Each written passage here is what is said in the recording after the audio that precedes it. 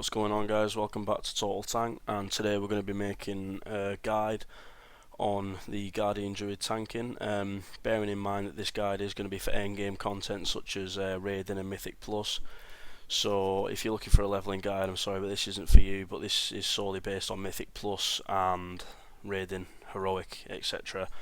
So yeah, thanks for tuning in, and let's get straight into it. So right now we're actually going to start off with the talents that are best for raiding, in my opinion. I'm sure in a lot of other people's opinion as well. If you differ in opinion at any point in this video, please don't hesitate to leave a comment below, and I may look into it and test it and make a video on it in the future. So yeah, to start us off at level 15 bracket, we want to use Bristling Fur because that is such a good cooldown, 40-second cooldown. Bristly Fur causing you to generate rage based on damage taken for 8 seconds. So basically, the more rage you generate, the more iron fur you can apply, and you could stack it up. It stacks, like, it doesn't have a limit on its stacks, but usually it's about 3 to 4 stacks, I think. I don't think I've ever got it to 4 actually, so I'm going to say 3, but it could be different. But yeah, iron fur is your basic need to be up all the time mitigation. Like it's got such a big armor increase, stops so much damage, so you need that up at all times. So if you know you're going to take a lot of damage in a phase, that is a good thing to pop, because then the more rage, the more iron fur, the less damage you're going to take. You know how it goes. In the second tier, I'd change to Wild Charge, which basically it's just, it's quicker to get to ads and stuff like that, get threat. That's just basically my opinions on it. I like it. Guttural Roar's alright as well for some fights, like possibly Il'gynoth, where you've got to get out the eye or something like that, or your whole raid's got to move. Any fight like that, that's good. But for any ad control fights, I'd say that Wild Charge is your go-to talent. You can vary between the two, but Wild Charge is my go-to. Next one's going to be Restoration Affinity, because if you're going to be main tanking, you're going to be taking a lot of the damage or anything like that, and there are times in the group where, like times in the encounters and stuff like that, where you will be having a bit of a boss drop or something like that, so you'll switch.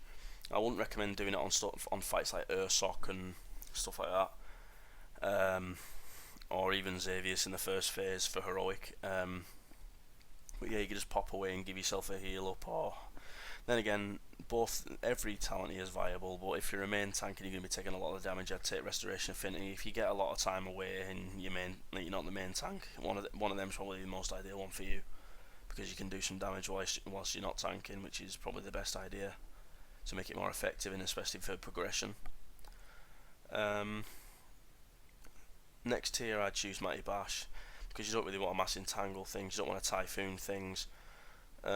Mighty Bash is just a stun that unfortunately only stuns one ad, but you can always target the most important ad, the most damaging ad, or anything like that, and stop the damage for a little bit of time, which is, it can save your life sometimes. Sometimes it doesn't make that much of a difference, but this tier is not exactly amazing, I don't think, but that can be the life or death difference when you don't have a mob attacking you. For the 75 tier, I'd go with Galactic Guardian, which your damage has a 10% chance to trigger a free automatic Moonfire on that target.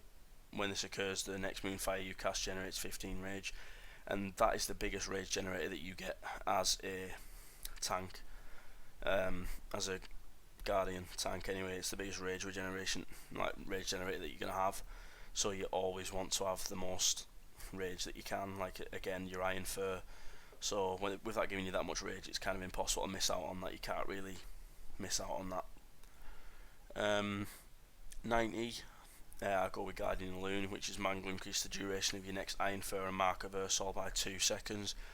So again, it goes back to Iron Fur and Mark of Ursol. So all the rage regeneration as well could go to Mark of Ursol. Like I've been saying about Iron Fur, it could be a magic based fight with a lot of magic damage. That would then be a Mark of Ursol thing. I'm not sure if that can stack. I haven't really done enough fights to test that yet. But yeah, you ought to have the most rage you can, and the most rage you can squeeze out of anything to keep those two up. Well, just Iron Fur up and Mark of Ursol up if possible at all times, because you really don't want to be taking the sort of damage, especially in progression. So yeah, for me that one's the go-to talent at the 90 tier. And with the level 100 tier, Rend and Tear, especially for progression, and gearing up, which is while in bear form. Thrash also increases your damage dealt to the target, reduce the damage taken from the target by 2% per application of Thrash, so that's going to be 6.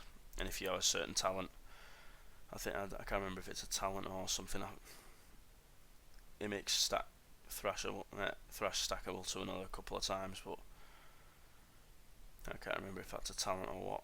But yeah, you just want to have that for progression.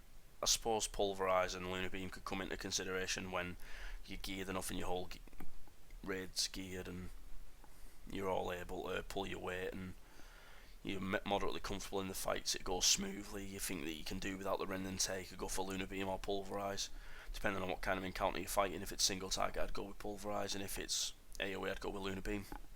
So yeah, that pretty much covers the talents for raiding, guys.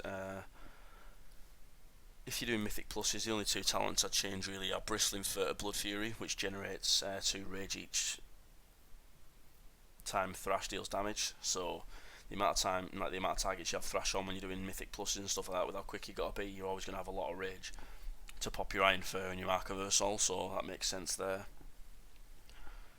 And you could possibly change Wild Charge to Guttural Roar for the speed, but that's about it, I'd say.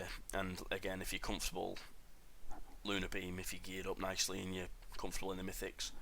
So yeah, that pretty much covers talents, guys. So let's move on to the artifact itself. We're going to talk about the artifact. So what we're going to want to do first is, because we get Rage of the Sleeper, which is the 10-second buff preventing all 25% damage and reflecting 76,000 damage back at your attackers, and obviously go into the default Iron Claws 5%.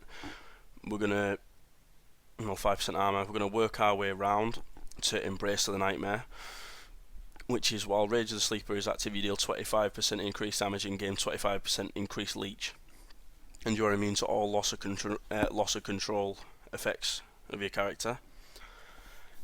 So to do that, what we're going to want to do is, because mine isn't all the way complete yet, so you can kind of see where I've gone with it already. So you go to Iron Claw, which is your first talent.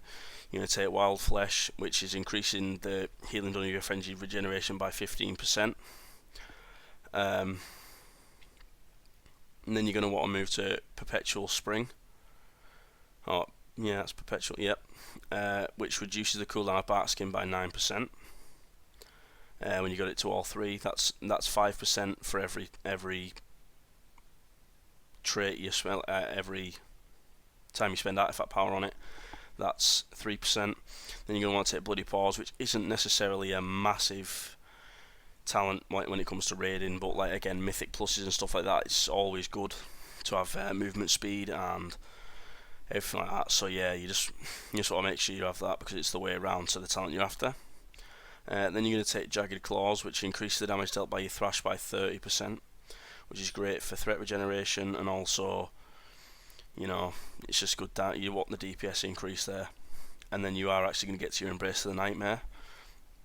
So now that you've got that, you're going to want to go back down to here, and we're going to want to work our way around to Adaptive Fur, which is taking elemental damage has a chance to grant you 10% damage reduction 15 seconds against the elements that cause the damage.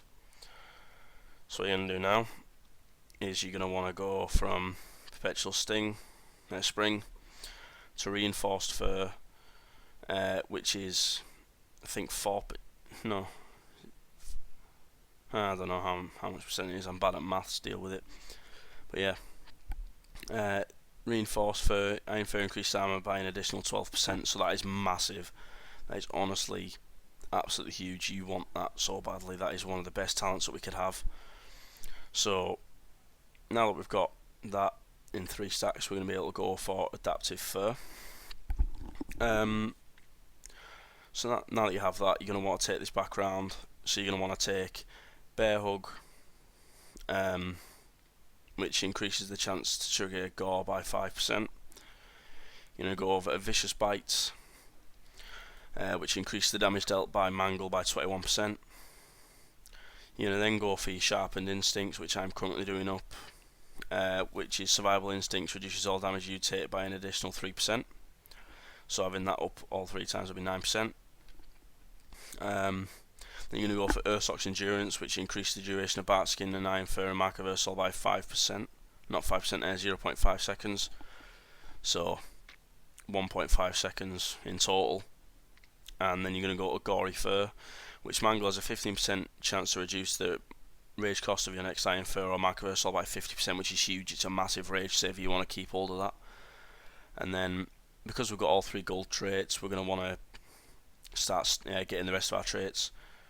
So you're going to want to get that. You're going to go with Bastille Fortitude, and then just work your way around, and then get your legendary one that pops up there, which I don't currently have yet. So I'll make an upgraded guide on that, but that's going to cost 1 million artifact power anyway, so that's going to be stupid. So yeah, that pretty much covers it for the artifact, guys. That's the path I chose, and it's been really effective for me. So yeah, now we're going to talk about stat priority. So the talents that I'm choosing to currently prioritise as the top 3, let's say, as RNG hasn't been very friendly to me, I've not really managed to stack them all that high. But as far as the stat priority goes for Druids, I'd say number 1, Mastery. Easy. Increase your maximum health and healing received by 13%. So if you stack that up, then you're going to have loads of healing, loads of health to compensate for that extra health, to compensate for extra healing. So it also increases your attack power by 26%, so it's always good to have a nice bit of DPS increase in there. Then you're going to want to go for Versatility, which increases the damage and healing done by 14.03 and decreases damage taken by 7.1 with my current Versatility, which is 14%. I'm still needing to get Versatility and Mastery higher.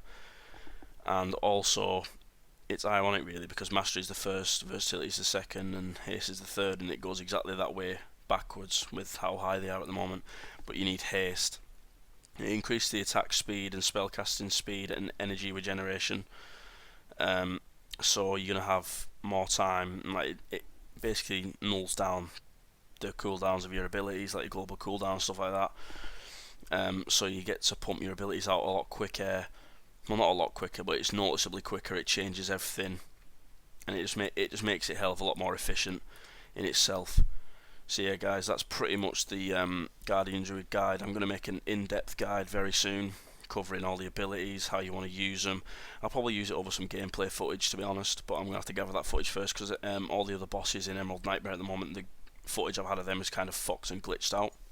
So yeah, thank you very much for watching, guys. I really appreciate it. Drop a subscription if you enjoyed the content and it helped you.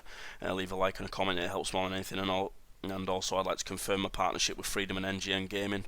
Thank you guys for taking me on, and hopefully I don't disappoint. So thank you for watching, guys. See you in the next video.